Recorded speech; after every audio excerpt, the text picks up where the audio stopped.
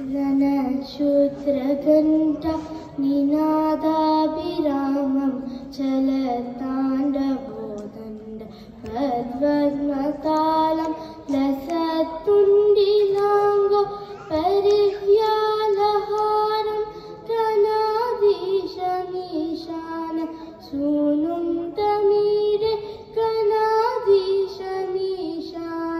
सूनुं तमीरे ध्वनिध्वं सवीना लयोलासि भक्त्रं स्फुरचुण्डगण्डोल सद्बीजपूरं कलत्तर्पसौगन्ध्य लोलालिमालं कनाधीशमीशान सूनुं तमीरे कनाधीशमीशान सूनुं तमीरे प्रकाशजपारक्तरत्नप्रसून प्रवालप्रभातारु न ज्योतिरेकं प्रलम्बोदरं वक्रतुण्डैकदन्तं कनाधीशमीशान सूनुं तमीरे कनाधीशमीशान सूनुं तमीरे विचित्रस्फुरद्रत्नमाला किरीटं किरीटोलसच्चन्द्र रेखाविभूषं विभूषैकभूषं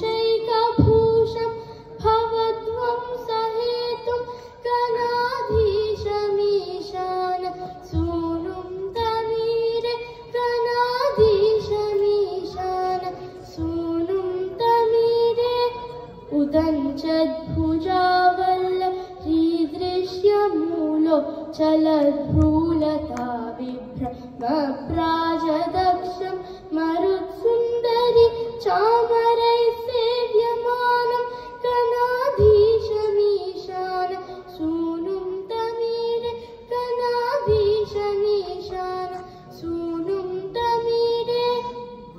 यमेकाक्षरं निर्मलं निर्विकल्पं गुणातीतमानन्दमाकारशून्यं परं पारमोङ्कारमाम्नाय गर्भं वदन्ति प्रगल्भं पुराणं तमीरे वदन्ति प्रगल्भं पुराणं तमीरे चिदानन्दसान्द्राय शान्ताय तुभ्यं नमो विश्वकर्त्रे च हर्त्रे च तुभ्यं नमोऽनन्तलीलाय